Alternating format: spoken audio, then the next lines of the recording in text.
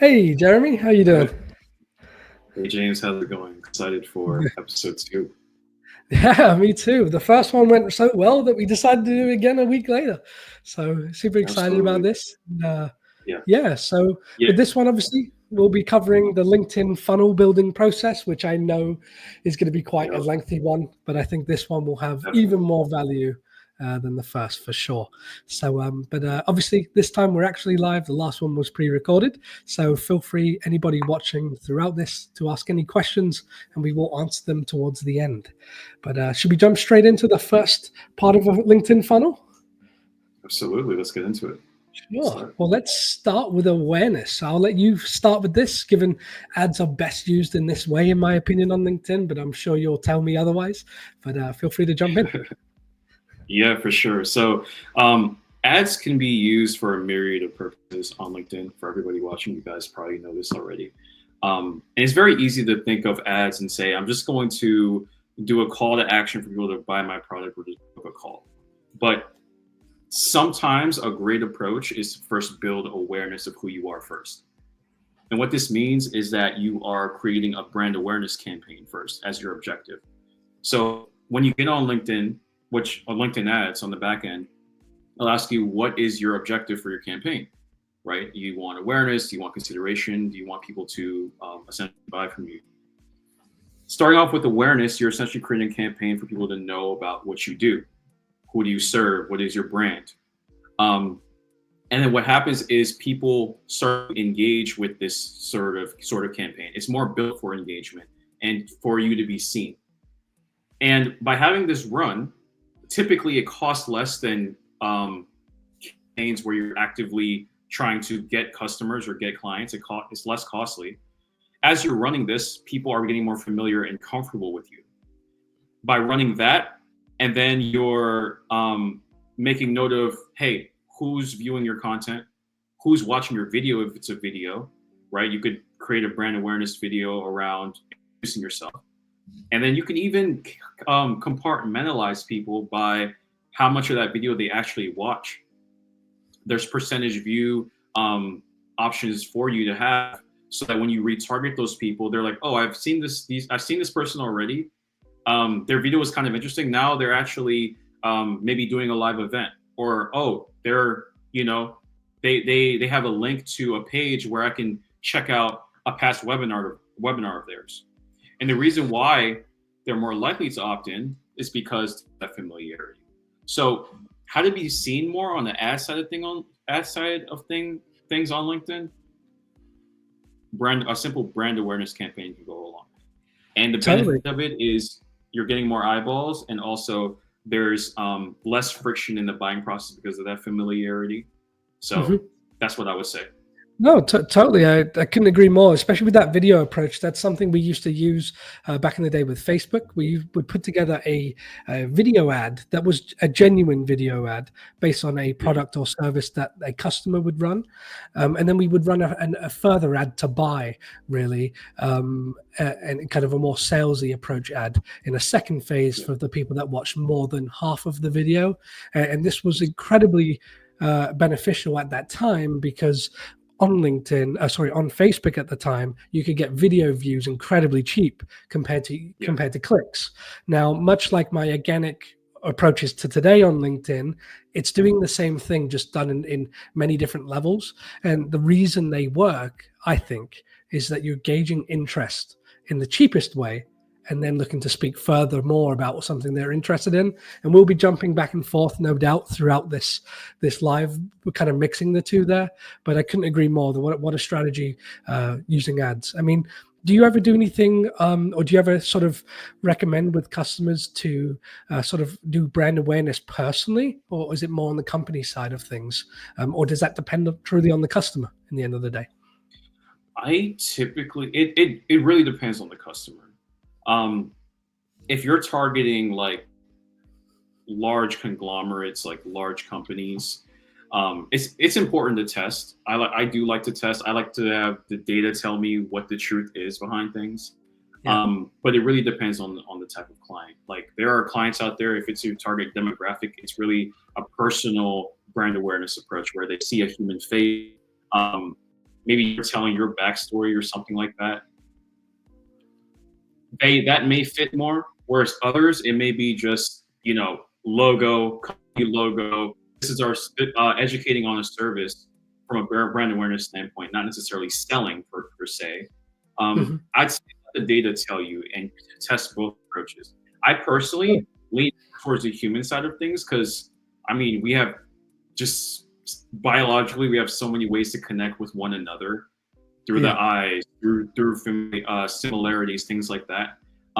But isn't to say that testing out just a company, brand logo approach wouldn't make a lot of sense either. Totally, totally. I mean, just to let everyone know watching, it's been a couple of minutes here, but if you want to ask us a question on awareness or any other subject that we speak about Yeah. today, feel free to message the chat, and we'll actually bring you up on screen, and you can, well, of course, we'll answer your question as best we can, but of course, you get a bit of airtime too. But yeah, on the awareness side, I mean, just on the outreach perspective, where you mentioned there whether you should consider, it ultimately does come down to who you're going after, but we've had success in both ways, especially going after those conglomerate brands where, if you can get through to a CEO with some strategy behind it, that's fantastic. But equally, using your company page and messaging another company page is really, really effective on LinkedIn, solely because the inbox is so less busy. When was the last time, Jeremy, you messaged a company on LinkedIn, right? Compared to the person, Yeah. very, very, very unique approach. So you have a good shot at getting through.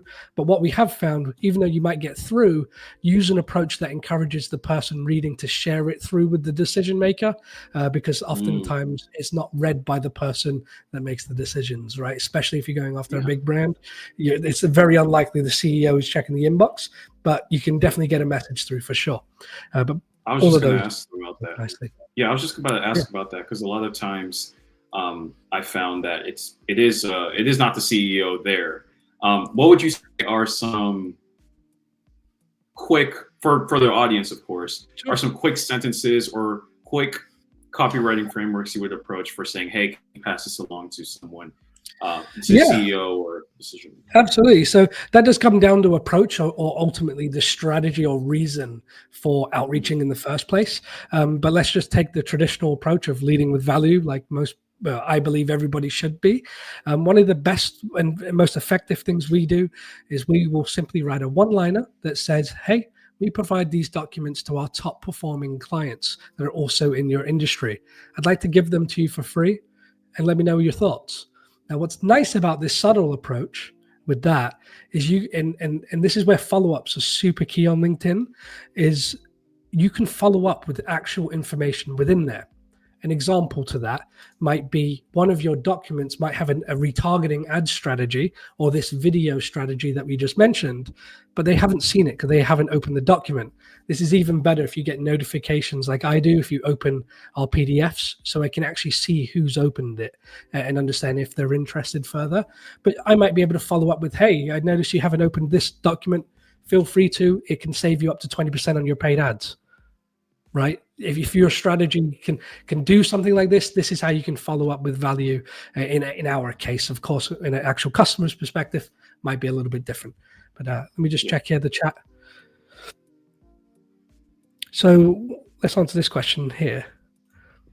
So, it looks like it doesn't have a name, but it says, "Would you please shortlist what you would be doing, being seen, and for potential clients awareness?" So we just kind of covered that. I don't think we'll cover that again. It's probably answered the same, but we can kind of do a recap in just a moment here. No problem there.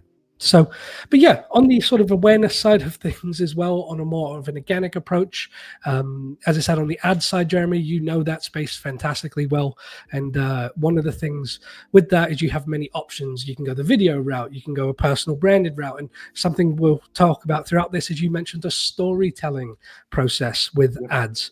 That, to me, done in an awareness form, could be very, very interesting. I mean, just as an example, using topics where it's relevant, but also resonates with an industry. So one of the things that you could look to do, and this is something that I'm doing recently, is actually targeting people in places I've previously lived, where I know that city so well that we can immediately gel straight away and chat about the city and where we're from. That's something me and you spoke about not too long ago, right? It's working extremely well for the same reason. Another option that I used to do is target people that have worked your previous job, right? Because you have the exact same background as them. If they're looking to get to where you are, or potentially you're looking to sell to those people now, you have a great starting point for a really nice conversation, especially if you run an ad or a post in front of them that speaks about your work history in a storytelling way. What a great way of having them get to know, oh, wow, James, we work the same job. How cool. Let's move that chat to the inbox at that point, right? So that works really well. And that's something we've been doing for a while. Piggybacking off of that, and I'm sure there's going to be consultants watching this as well. A lot of times consultants have done the thing in that field. They have followed their processes and they have that experience. So by creating, for example, a brand awareness ad where you're talking about your first time starting that company, or your first time at that job, and then you're basically bringing that storytelling down to where you are today. You're also talking about your trials and tribulations. If somebody sees that as the first time they're introduced to you, by the end of that ad, by the time they're done reading, they're going to be like, I already know who this person is.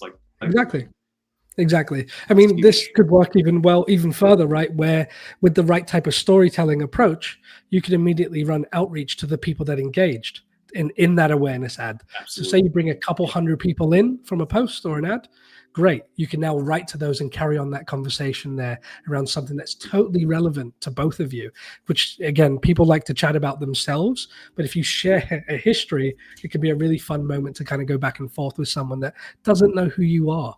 And ultimately you can help them in the end of the day, right? So just a fun little tip there that I used to use, but again, it still works today and we use it in slightly different methods than paid ads, albeit on the Facebook side. Obviously, we focus now on LinkedIn only.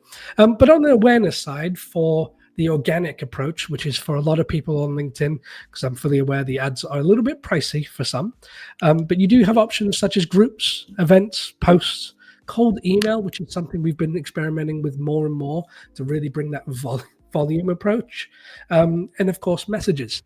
One of the things I want to share, and one of the things we said we would do, is be completely transparent with how we promote these events. So I've sent about 500 messages in the last week on LinkedIn and through some emails as well, but mainly through LinkedIn. And 70 to 80 people have joined, which is really, really a nice awareness approach. But again, on LinkedIn, you want to build something that's more long-term growing, such as a group or an event where people can continuously find you. These podcast episodes are done in like a weekly format right now. So hence why we're promoting them for only a week. Just always like to be transparent there, but people can also understand how they got put into our system, as you can imagine as well, right? Excellent. Absolutely. Well, if anyone's got any questions on awareness or any other questions around the subject, feel free to ask the chat now. Otherwise, we'll probably move on to the next step in the funnel. So I'll give you guys here just a quick minute. And Jeremy, feel free to chat about any extra things you want to share. If not, we'll move on. Absolutely. Two things. If any of you do have other questions on awareness alone or just LinkedIn funnels as a whole, feel free to definitely message me on LinkedIn. My name is right here, Jeremy. Easy to find.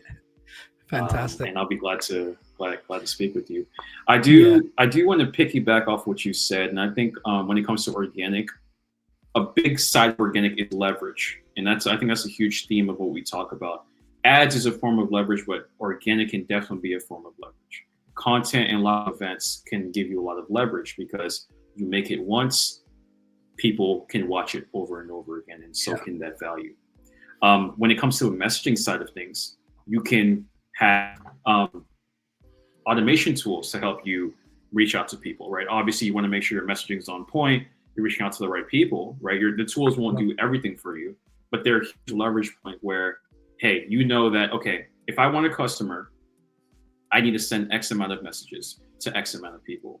I need to do X amount of follow-ups. And then when you know your numbers, just like when it comes to ads, you should know your numbers with ads. With organic, if you know your numbers, you can predictably bring in customers. You're like, okay, I need to make X amount of content this month, maybe X amount of live events, X amount of posts, X amount of messages, X amount of outreach, etc. Absolutely. And that's going to help a lot of you guys breathe easy when it comes to LinkedIn marketing, where it's more predictable, it's not overwhelming, and of course, if you have us guiding you, it helps further too. But I just wanted to add that. Absolutely, yeah. I mean, on that side of things, it's it's super interesting to see how it gets broken down. I mean, one of the things that I took over from an ad perspective is, really what you're building there is a piece of content that you continuously show new people. And for whatever reason, in today's LinkedIn space, people are telling you to post every day, multiple times a day in some cases, right? And I think sometimes they should post less and make sure the right people are seeing it. And you can do that in an organic way, but really that's what paid ads are really doing, right? Is you've put together a piece of content that gets shown that converts. And it takes a while to find the right type of content that gets your product best to convert. And some of these take, if it's a digital product or sort of an Amazon e-commerce style, it can be very short time to sell. But in any service-based business, it can be a little while, right? So take the right approach depending on your industry. And that's my only tip there, really, on the awareness side. But really, if you just lower all the barriers and tell as many people as you can, a lot of really good things happen from that, especially on the service side of business, not so much on the e-commerce side, right? But we got a quick question here in the chat. So are you going to get a recorded file? Yes, you will. It will be uploaded to our YouTube channel as well as on LinkedIn. It will actually live as part of this event. So if you want to feel free to watch this again tomorrow, you can do. Super simple there. But if anyone has any extra questions, feel free to ask them in the chat. We'll, of course, be able to answer them the moment we see them. So, well, Jeremy, now that we kind of covered the awareness side, that is, for me, the very first step of building a funnel, right? You have to be able to bring people in or let people know about what you do. Now, just as a quick tip, LinkedIn, typically you need to build a strategy that grows long-term away from ads. Let's just say for the time being, this needs to be an approach that grows consistently where, new people joining something can bring in new people next week. A group is a good example of that. An event is a good example of that, right? So the reason I say that is you can actually compound on your own efforts every single week, where if you're looking to sort of turn up the volume switch and just get people interested in maybe buying quicker, well, you can do that, but cold email is probably the best route for that. But you don't build the same relationship as you do as having someone on LinkedIn. So it really just depends on what you're trying to sell in the end of the day. And we're always about long-term, not so much sprints. And hence why our services are many months. We build great relationships with customers. The reason for that is it typically works best. But the next step in building a funnel is interest. And in short form, how do we get more people to want to learn more about what we do? Where would you like to start with that one, Jeremy? Yeah, I'll go ahead and start with this one. So there's a lot of approaches.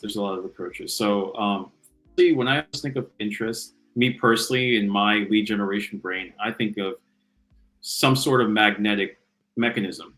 This can be content, but definitely be something like a lead magnet, something free, something that is interesting. It's in the word. So if you're to the person you used to be, in this example, we're going back to the storytelling thing we talked about.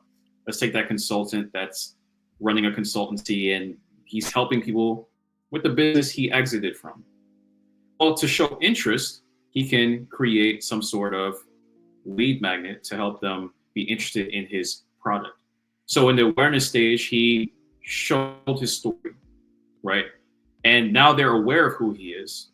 Now for them to get closer to what he does, he needs to have some sort of, okay, I have a masterclass going on and it's free. I have a course and it's free. Or it's like not that much, for example.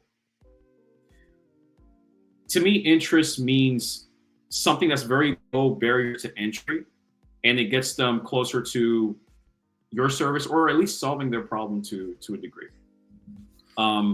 That's how I really approach interest. Is let me put something in place that can help themselves, and or bring them higher along in the value ladder. So I love lead magnets. Of course, live events are great approaches as well for interest, because the live events, you're educating people actively. Yeah. Emails are fantastic as well. You have an email list and you're educating people and you're maybe giving a case study even that can pique interest. No, totally. You can Totally, even, Jeremy. I yeah. mean, So that's something really yeah, good. That's something I really really like the not to hop in, but I really like the email, the list side of that, because whether that's a LinkedIn newsletter or whether that's your yes. internal email list, of course, we run these, and ultimately we'll be transparent here, but people receive emails from us, right?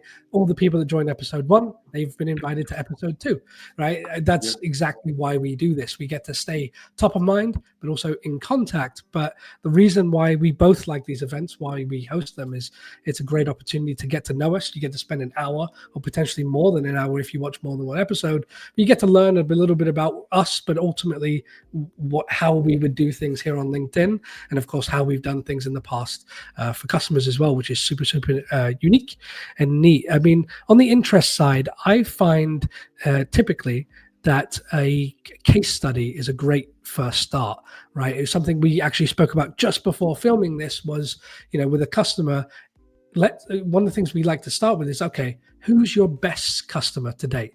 What customer brought you in the most success? Did they buy the most product, or did they maybe take on your service to an extreme level? Whoever that might be, whoever you can remember top of mind, those are the people we should be going after, and especially going after on LinkedIn. Because what's great about that is you've already done it before, so you should have a lot of confidence there naturally, right? But more importantly, you're able to showcase to them you've got a great success story, and you get to actually speak directly to them. So as you mentioned there, Jeremy, a consultant, right? Let's take that example.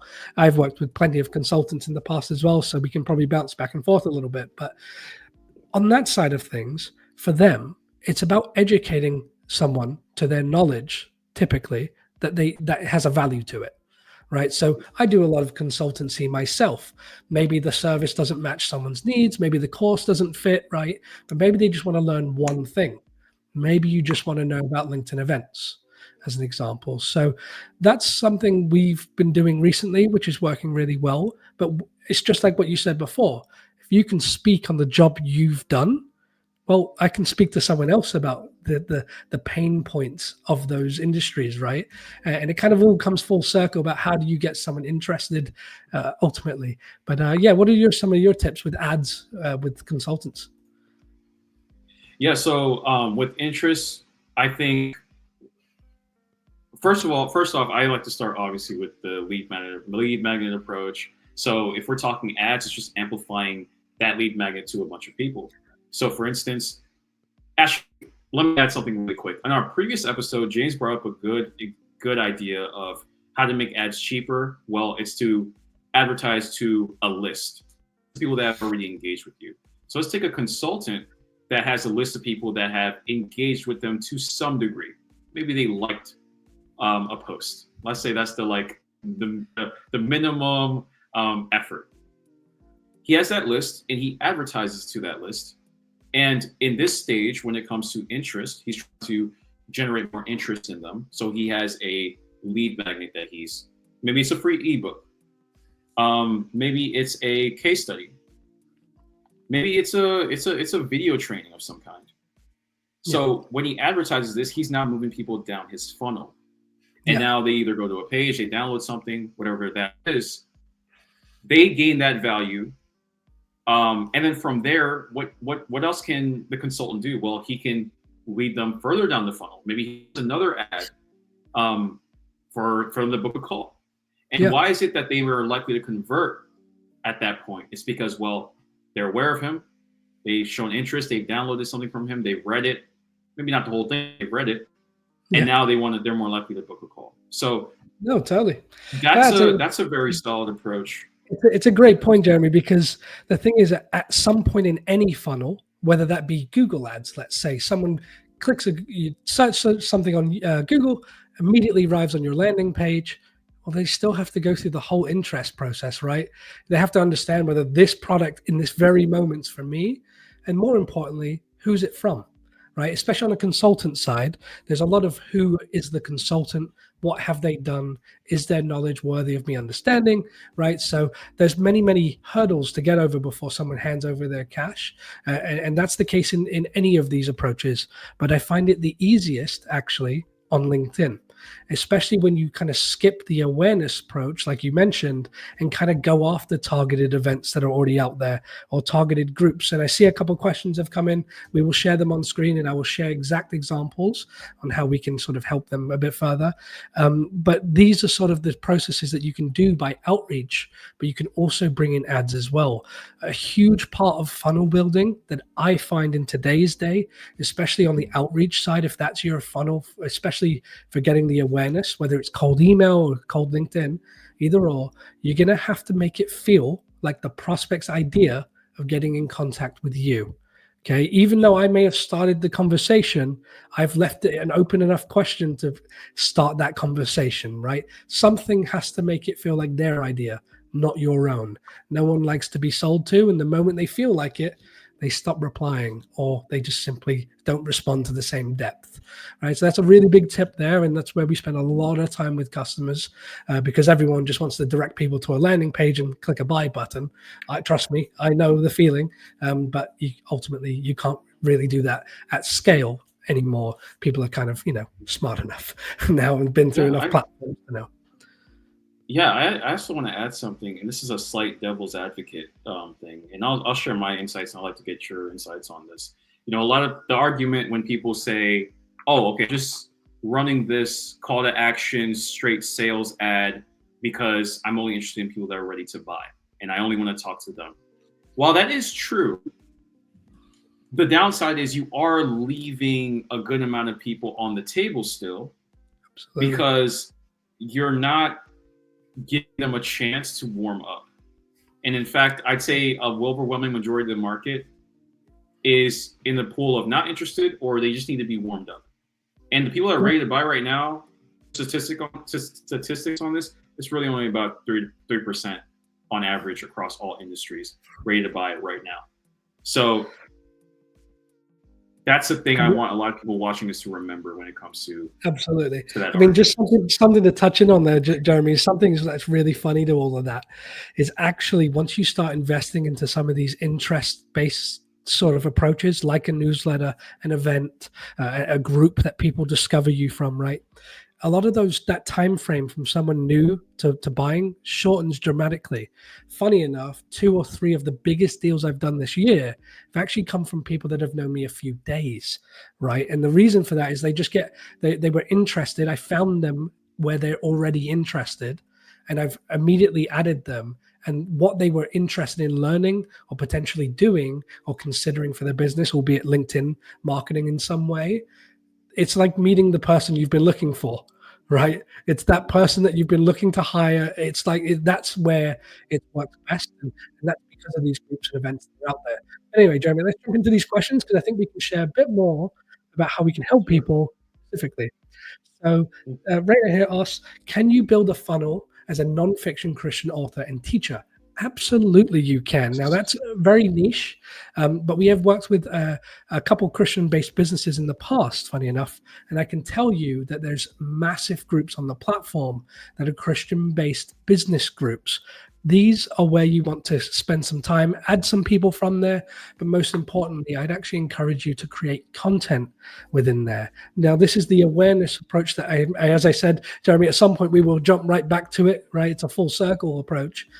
But if your content, instead of making it on your profile where you have friends, family, colleagues, other industry competition in your own network, if you just directed your full focus to speaking on your subject matter that you've written the book on, and you just made content in the Christian-based groups, you'll find that it resonates really, really well. And especially when it comes, I would make valuable content, and then I would put your book link directly below in the comment section if anyone wants to learn more, read more, and of course discover more about you.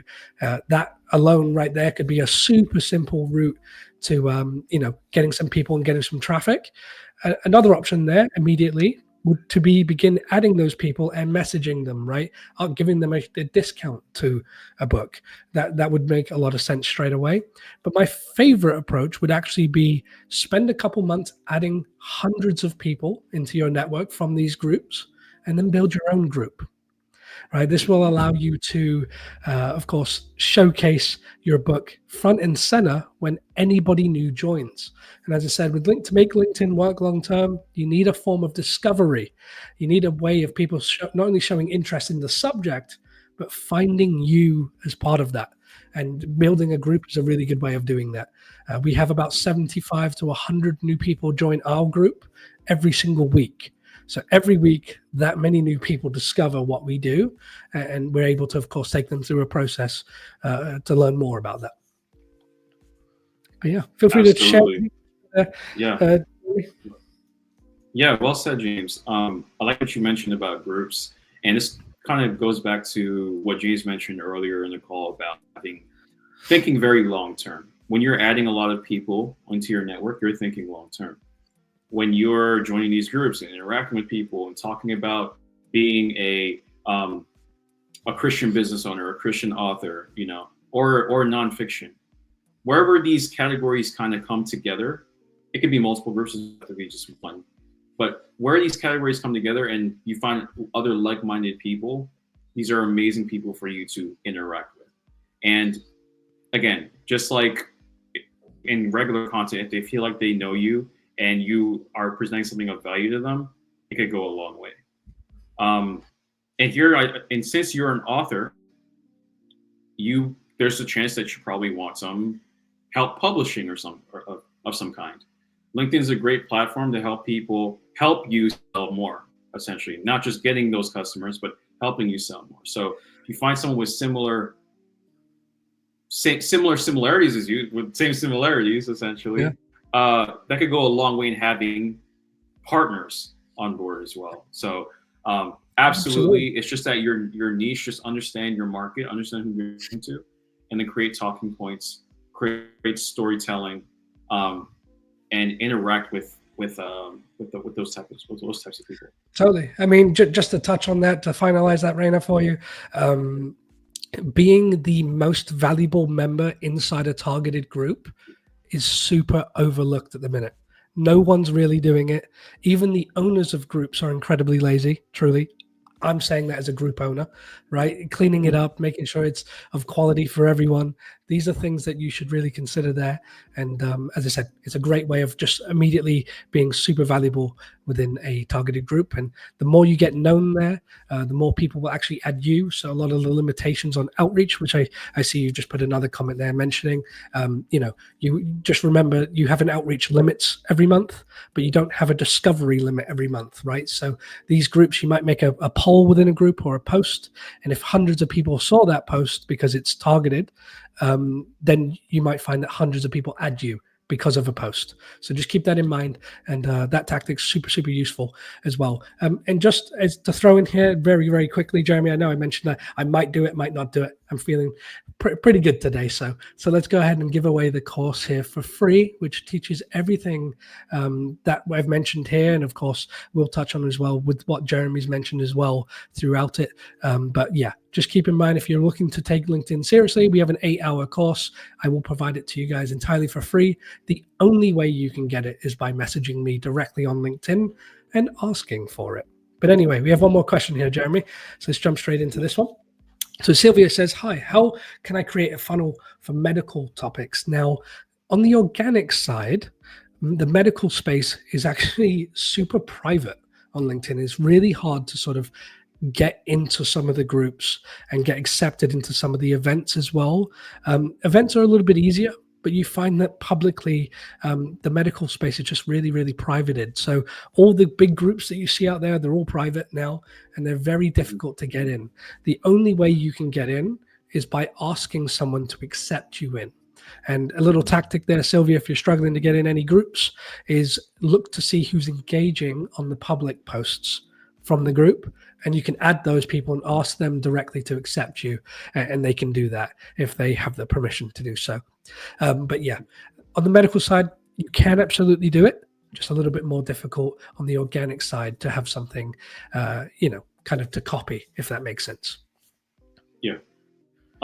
For the medical side of things, I really like finding people that are actively on the platform, like actively using the platform, actively posting. On LinkedIn, you can search keywords on the regular search bar. You can find people that have created posts around medical things and all that. You could even type in keywords of problems you help solve. It could be questions, different things like that, and you can find those people and message them. In my other business related to copywriting, this is an approach we have used a lot in finding our clients, is people saying, we need copywriters, or we need a copywriting agency. And we're able to reach them pretty efficiently just through that search. So that's something I would definitely recommend. Another approach I'd recommend is Sales Navigator. Now I'm going to touch on ads soon, is Sales Navigator.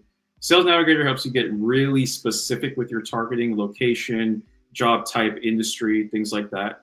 And you can create a list of people that are in the medical field, or at least are interested in the type of offer that you do have at play here. Also, there's sales. I mean, honestly, LinkedIn lets you use Sales Navigator for a month for free. There's also special offers out there. We can even get 2 months for free, which is pretty cool. So that's another I would utilize. Now with ads, kind of the same thing with targeting. But I will say, for the most part, I wouldn't start there. I would really start on the organic side of things when it comes to the medical field for most people. In our previous podcast episode, I did say, though, hey, if you have 2,000 to 5,000 to invest in discovering new cold audiences, perfect. Utilize that to start getting people into your funnel. So absolutely. I mean, yeah, it's definitely possible. As I said, it just takes a lot of experimentation, and typically what I've seen, it's a little bit different with outreach naturally, because ironically the same tactics work on some of the biggest brands in the world, and we've done that for customers, and they also work for medium-sized businesses and small businesses naturally. But with that, you just need a strategy, and I think that's what it comes down to. And ultimately, no matter the approach you take, you want to take if there's other, I kind of look at everything like a market, right? If there's already people out there succeeding doing something similar, you just need to see how they're doing it. So and a lot of the times on LinkedIn, there's someone out there doing something, maybe not even so well, but you can utilize that in some way, for it to be effective. Okay, so she just mentioned there that she has wants to give courses to everyone to get healthier. Well, that's a little bit different. In that case, I would create a group that's based on being the healthiest version of yourself. Let's say an example, I have a customer that does something similar, so I have to be careful here, but that approach works extremely well. But Sylvia, of course, if you would like the course on all of these approaches, feel free to message me on LinkedIn. I'll, of course, provide it to you for free. But anyway, Jeremy, let's move on, because we're just touching here the 40-minute mark. And but again, anyone got any extra questions, feel free to ask them, and we'll answer them towards the end. But the next step for me in a funnel, so we've covered awareness, we've covered interest. Now it's really, how do we make people want to buy? The desire part, right? What is it on LinkedIn that makes people take that buying action? Now, we've all also just experienced this, by the way, with Black Friday and Cyber Monday. I did all of my Christmas shopping on Black Friday, which was a very productive day, I have to say, of savings. But what makes it so we want to buy on those weekends, right? Yeah. Is it just the sales? Is it really that? Because we know a lot of them are fake in the end of the day, especially in the online world, right? There are many people just fake sales things. So on that side of things, it's very interesting on the design. As I said, we've just all been through that, which is super interesting. But yeah, what I find in the end of the day is it does depend on what you're selling. And I often believe that price is actually the last thing people consider when looking to take on a service-based business, right? So in my case, a lot of the time it's, do I want someone else taking over my LinkedIn, speaking on my behalf, is adding people, just that whole experience? Do you want someone else doing that? Where, of course, you get to not worry about it, but at the same time, there's that concern. Never have I seen the price to date be that deciding factor whether someone goes with it or not. It kind of works for them or not. The opposite effect is with our digital course. As I mentioned, the one that I'm giving away here for free, we've sold it plenty of times to plenty of people at all different price points, depending on their needs. And a lot of the time we connect training, Jeremy, with that course as well. The course gets you going, doesn't really kind of get you, the full experience, as you can imagine, much why we offer consultancy. But yeah, on those sides of things, how do you find, people, what makes people want to buy from you? And then we'll turn it into how we would do that for customers as well. Yeah, so I agree with you. In the B2B space, I found that price is really kind of the last thing. At the end of the day, people are confident in their purchase decision when they see a return on investment a lot of times, especially in the B2B space. So I will say that. But that does not mean that discounts don't go a long way, right? Especially if they are, discounts can give desire, but also a limited time. So when you add a time limit to it, some sort of urgency to it, it can help as well. And of course, another one you guys may know of is a degree of scarcity. I think an underrated approach, if you are someone that's a service provider, is making sure you maybe onboard people in bulk, meaning you're onboarding clients and you have a set amount of clients you're looking to onboard each month. Seriously, you're not making this up. This is actual, right? And you're saying, okay, this is the limit. This is the cutoff. This month, if you're not on board, then we can't onboard you after that. Or maybe you extend it further, and maybe you make it 2 months.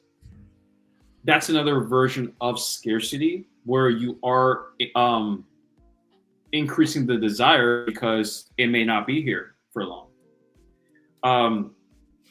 Another thing with desire is that you want to make it very clear, like clarity in your copy, clarity in your marketing communication as well. You don't want to, again, going back to our conversation about industry jargon, you want to keep your sales communication very focused and saying, okay, by this date, this sale ends, or this is gone here, and here. Another aspect of desire is proof of concept. Right? Earlier we talked about case studies. Case study of a customer you worked with that saw success that was similar to the person that's buying. I mean, that could go a long way in bringing up desire. Right? Let's go back to the consultant. Okay, he has awareness, he has interest, he has, the person is thinking about it. What's that final thing that maybe tips them over to investing? Well, they end up seeing an ad that gives desire, or a message that. Just to jump in here, Jeremy, then, with that being in mind, when you do make the decision to buy, and we'll take a digital product here with a low price tag as an example, how many times have you been in that process where you've purchased something and then you've purchased another thing from them and then another thing, and then you've immediately purchased the final big product that you were thinking about at the beginning? The reason that happens, I believe, is their funnel is based on timings, right? And the best part of that is, as you've provided just enough value to get them to the next step, you've hit them with a better offer and another better offer, and an even better offer, right? An example to this with what I currently do that's working incredibly well is I understand that the service side of a business, any digital marketing, whether it be ad side of things, Jeremy, or whether it be the outreach stuff that we do for many months, we're very similar in that sense. When that's the case, I understand it's not for everyone, right? So we also offer the system build. Now, when do you feel is actually the best time that we offer that system? It's actually when someone's looking to invest in the course. So what we do is, just as they're about to purchase, if they're interested in just having the whole thing set up for them professionally, we'll give them the course for free, right? So separate to this live stream where I've given it away for free as well, but if you were to purchase the system, you also get 8 hours of education on how to run it, how to improve it, how to change strategies. So sometimes you can collide your funnels at specific points. Now, if I know you're about to consider 8 hours of education into something you don't know, you might just as well value having it fully set up the right way with professional help and you still get that information, right? So I wanted to just jump in there because a lot of this, we can speak about one funnel, but if you have multiple products, you want to start you sort of mixing them together, combining them in some way, and at some point where people can go, wow, they do all of this.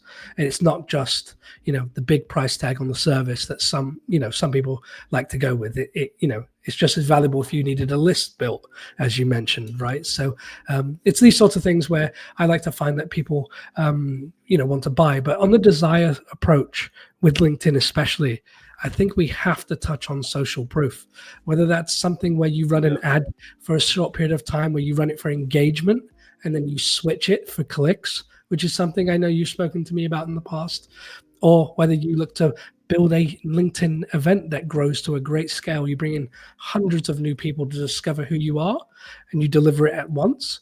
Or another option might be those groups, as I said. We have 75 to 100 people a week joining our groups that we have on the platform. I don't like to publicize them to keep the quality naturally, but every single week we get 100 new people, give or take, that we get to tell about what we do. And they're looking for help in this industry.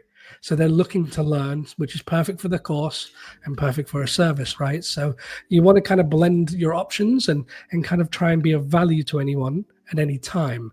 But what I've seen is the more value you provide, the more desire there actually is to have you do the work, ironically, right? The more you kind of tell people, the more they kind of want you to do it for them rather than the opposite. Yeah, absolutely. Yeah, exactly. I mean, I can't tell you how many times, I've bought a piece of furniture and I'm looking at it, I'm looking at the steps of putting it together. And the more I'm reading it, it's educational, it's helpful. But the more I'm reading it, I'm like, wow, this will take X amount of time and X amount of energy from me. And what is my desire? Where's my desire going? It's going towards, okay, can I call someone to build this piece of furniture for me? Right? Because, yeah, the manual is helpful, but at the same time, it creates a new problem. Now the problem isn't the knowledge anymore, it's the execution. So the business owner now can be like, oh, you need help executing? Perfect. We can handle it. And System Build is a good example of that. Exactly. I mean, I want to touch on something here, David. Your question's great. I want to jump to it. Just give me 1 second here with that. That's one of the best practices of that example, Jeremy, is IKEA, right? They have one of the most painful processes to go buy stuff. They make you walk around their entire, warehouse with like QR codes and everything, and you get to the checkout and you pay, and you're happy to pay because in some ways you've saved some money on furniture, right? That's the kind of style. And then you got to think about the 8 to 10 hours it takes to build it. And they sell the offering to deliver it and build it for you, or build it at their warehouse and send it to you done. So I just wanted to touch on that because you're right. You can step in it right at the end, but that's also when the problem is actually its biggest. Initially you arrive at IKEA, you're like, I need to buy my furniture for the house. And then the moment you get it, you're like, oh, I have to build it. You almost haven't thought of the end. But almost, if you walked around IKEA and all you had to do was fill in the number on a piece of paper to say, I want that built, I want this built, I want this built, and delivered to my house on Wednesday, that whole process just got a lot easier. And that's what we do with our system. You just get involved in the course, you're just learning, you're starting to get a bit overwhelmed, and then we can help you build it all. Don't worry about it. And then you can kind of review what was out there on the course in hindsight. But anyway, we've got a great question here from David. I'll let you lead this one to start, and then I'll jump in towards the end. But thanks, David, for the question. We really appreciate it. And of course, anyone else, feel free to ask a question. For sure. Can you create an element of scarcity while you're creating awareness for a new business and its services? Yes, you can, but you want to be mindful of the timing of things, right? So remember, with awareness, that comes first. You want people to be aware and know what's going on. So what does that look like? In your case, it can be content, it could be picture content, it could be video content, things like that. Organically, it could also be ads as well when you're getting that awareness up.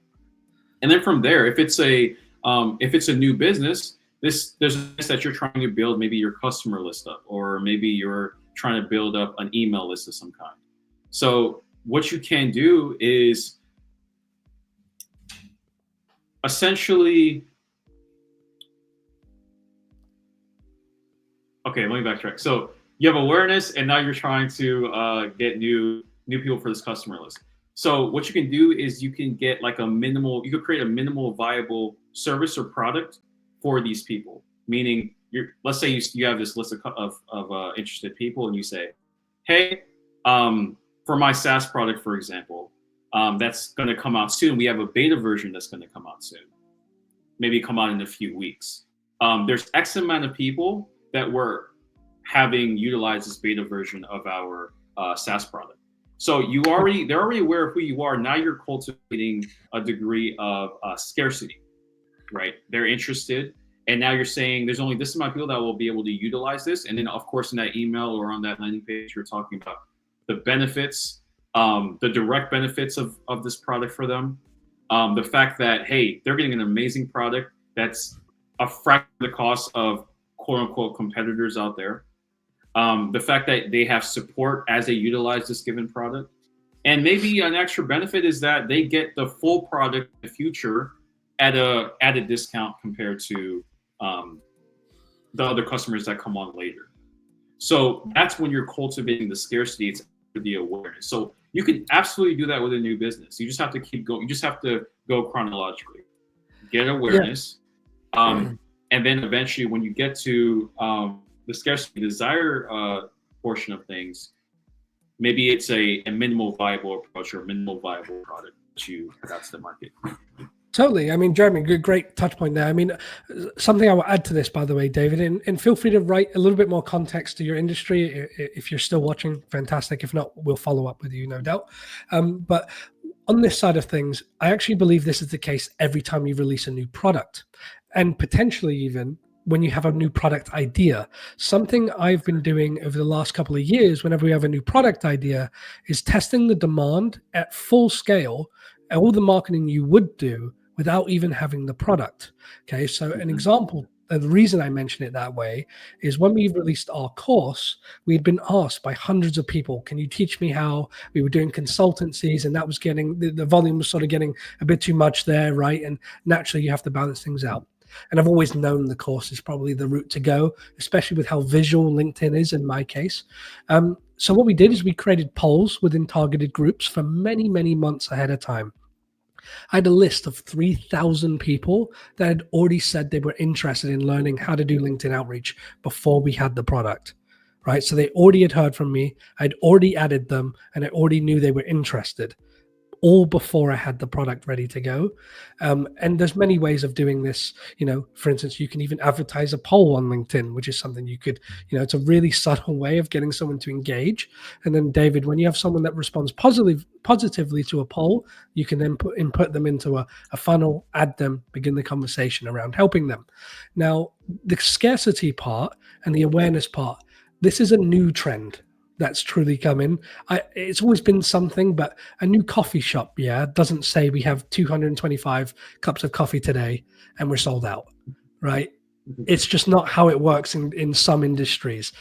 On the online space, it's something that people do because it does help certain things. But what I would recommend is you do exclusive offers at very short time frames to create scarcity. So an idea here would be our course. In my case, I would give away 5 people the course entirely for free for their honest feedback completely, right? So that might be an interesting way of creating scarcity where only 5 people just got it. And then you can do an immediate follow-up, maybe 4 or 5, 10 minutes after, and let them know that all 5 people have bought and sold and signed up, right? That's no longer available. So there's really interesting methods of sales that you can do like that. We use that a lot, and it works really, really well for getting new people. But just keep in mind, you can kind of burn your reputation if there's always a sale on, if that makes sense, yes. Especially when you're beginning, because you'll be surprised, and Jeremy knows this more and more, people don't typically buy the first time they go to your website. They're probably going to check it out 3 or 4 times and then buy. And if that sale's changing or it's always, messing around, people don't typically like that. But I see here, he's also added a little bit more here. So I maybe won't feature this into the actual on screen, but yeah, Phil, can you see that, Jeremy, his comment? Yeah, I can see it. Yep. Fantastic. So we'll just read that and kind of. Yeah. So I was thinking about services to potential customers in the U.S. government market and making it time bound. Okay, things kind of go a bit dormant in this market during the holidays, and then after the first week of January, things really take off. And that's fantastic. That's a good observation that you've made. So if you know that things take off in January, there's an influx of customers. Yep. I think that's a good time period to add time bound calls to action in January, right? Especially the fact that you're not making things up. I mean, you really have that demand kind of going on. Yep. And I definitely understand what you're talking about there. A lot of industries, they're in the same boat. It's like things are slow around the holiday time. A lot of people feel it. It's a great time for you to go back to the drawing board and say, okay, this is how I'm going to attack Q1, and this is a new approach I'm going to utilize. Also, this will give you a good testing ground for when things get low again, meaning if things get really good here in January, you're utilizing this time-bound approach. Well, when things get slower again, maybe it's the summertime, maybe next holiday season, you say, okay, I'm expecting it to be slow. This is what worked last time. It may be less conversions this time because it's a slow season versus a high demand season, but at least I'm more confident that I'll still be able to get a good amount of sales, or at least have more conversations at this go around here. So absolutely. Yeah. I mean, just to touch on that, David, and by the way, I will share this on screen because it's quite funny. You couldn't be more correct, right? Exactly. When you run a consistent sort of sale or any approach like this, especially when you're new to an industry, people seem to notice those things a little bit more. When you have that reputation and a lot of reviews that are out there, things do change a little bit. You can experiment a bit more. People do get it. And in the end of the day, you know, it depends truly on the end product. But one thing I would say to you, David, as well, is much like yourselves, we have a massive influx. January is typically one of our best months of the year. And because everyone's making the business decisions, they know they need to invest into LinkedIn. They know they should be starting these sort of new marketing. Jeremy, I'm sure it's the same with you, with new annual ad budgets that gets assigned to companies, right? All these sorts of things. And funny enough, David, what I'd actually recommend going throughout the year, and as you may learn, given you've mentioned it's a new business, you want to try and research your industry to know when there's peak times. It's great that you know that January already, but as an example, with our service, we started promoting our service to people that end in January in the first week of September. So one of our services has 4 months worth of promotion. So anyone looking to invest into LinkedIn for the first week of January, we sold plenty of people in September to begin those 4 months, really build and start the new year with a bunch of new leads. And that works really well when you start speaking to people. That makes you a little bit unique. You know, no one was speaking about New Year in September. I was telling plenty of people on the idea of getting their business ready. But now if I started that approach, it's not that special. If you look at my LinkedIn feed right now, most people are reflecting on how the year's gone, right? So it's not, you want to find that unique angle. And when you speak about the following year, when it's 4 or 5 months away, people start to go, that's kind of interesting to consider. Let's spend the last quarter dedicated to finding some new business, right? So anyway, let's jump on to the next question here, Jeremy. And apologies, my voice is starting to go. I'm still recovering from being sick. So an hour of talking has probably not done it too well. But the most important part, and David, thank you so much for your questions. Feel free to message me, and of course message Jeremy as well. Jeremy's offering a free consultancy on your current funnel if you want that to be reviewed. It sounds like you might be in early stages, and perhaps the course will be more suited to you in this moment. But action. How do we get people, Jeremy, to purchase? And naturally, we'll do it for ourselves, and then we can kind of reflect on anyone that has a question. Absolutely. So with action, I keep it really simple. I say, this is the link to work with us. This is the link to schedule a call if that's my conversion objective. Sure. Anything that adds clarity of language of this is what I want. And when it comes to selling an online course, it's simple. It's like, okay, if you're sending an email and you're saying, this is the course, it's discounted, this is the link to go ahead and purchase it. Another example of what would drive people to take actions aside from just directly saying what action you want to take is I feel like testimonials also coincide with this topic of action taking. When there's a lot of desire that desire carries over to them being like, okay, I'm going to go ahead and click this button to go ahead and work with this person, right? So keep it simple. Action is it really is actually a byproduct of everything you've done in the beginning, right? So I don't want everyone to overthink the whole action thing. It really just comes down to saying where they can go to invest or to work with you. It's a byproduct of all the things you built up through your content, your live events, your ads, your messaging, your polls, whatever methodology you utilized. It's just you saying, hey, here's the promised land. Here's how to get to it. And then, of course, if you have customers that have said great things about you, and they're like searching you up and things like that, that can drive them to take action as well. Even if they've, like, let's say there's been desire for a few months, there could be those extra testimonials that just drive them over the edge. Like, okay, I'm going to stop procrastinating. I'm going to go ahead and make it happen. Yeah. Couldn't agree more, Jeremy. I mean, on that side of things, especially like, as I shared with you after the fact, and I'm going to be transparent throughout these sort of LinkedIn podcast approach. So with the last or the first episode that we did together, we had 11 people join the course, paid customers that joined the course, right? So from that, it was a fantastic opportunity to showcase something that, again, reviewing the funnel that we've built in this case, right? I believe what helps drive sales is the original interest, right? So we showcased an event in this case, which gauged someone's interest in learning more about organic outreach in my course's case, right? Now, when they got to the actual event and they've seen the video that's an hour long, where we showcased all these different opportunities, options, all the things that they wouldn't have known, 11 people decided in that moment to purchase. Now, here's the funny part is what Jeremy just mentioned.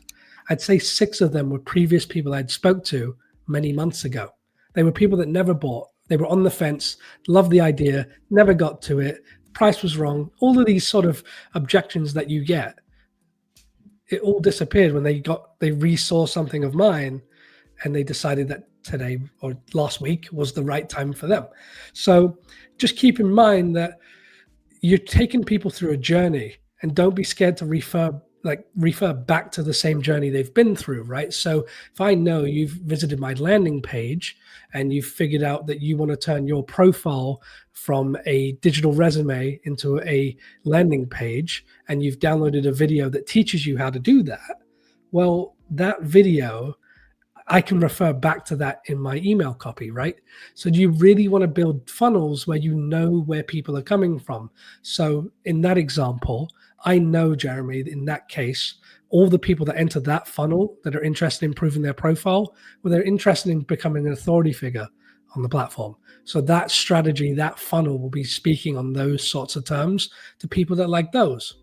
The events is the opposite approach to that, right? This is more of a business realm where businesses can generate genuine leads and, of course, display some value in this hour format in some way or another, right?